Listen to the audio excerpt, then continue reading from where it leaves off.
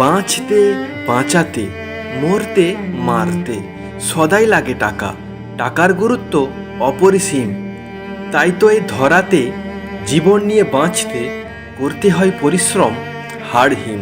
মধ্যবিত্ত পরিবারের ছেলে আমরা, একটু সুখের ছোঁয়া পেতে দিনরাত খেটে যাই।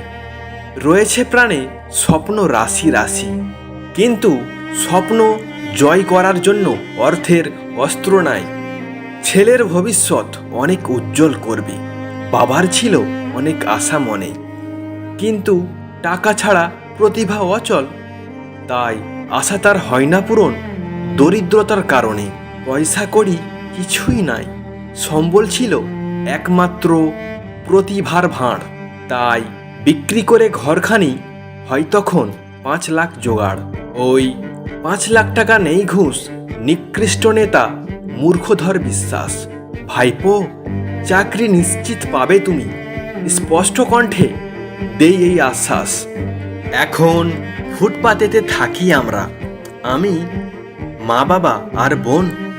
জানি না এই ধরাতে এইভাবে দিন কাটাতে হয়েছে অসহায় আরো কতজন। অনেক কষ্ট করে পড়িয়ে বাবা, মাথায় পরিয়েছে আমার শিক্ষার তাজ, কিন্তু টাকা ছাড়া প্রতিভার দাম নাই বলে এই নিষ্ঠুর নির্দয় সমাজ। কি করব, কোথায় যাব ভেবে আমি কোনো পথ না পাই।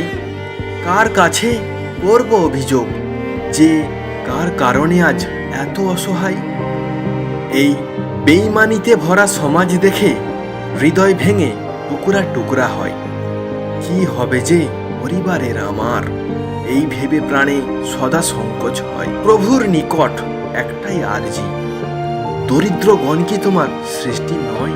অসহায়দের মেরে প্রভাবশালীগণ করছে জুলুম, কিন্তু তোমার বিচার কই? জানি তুমি সর্বশক্তিমান, সমস্ত সৃষ্টি তোমার অধীনে। অসহায়দের প্রতি করো দয়া, যেন একটুখানি পাই সুখ এই মরু জীবনে।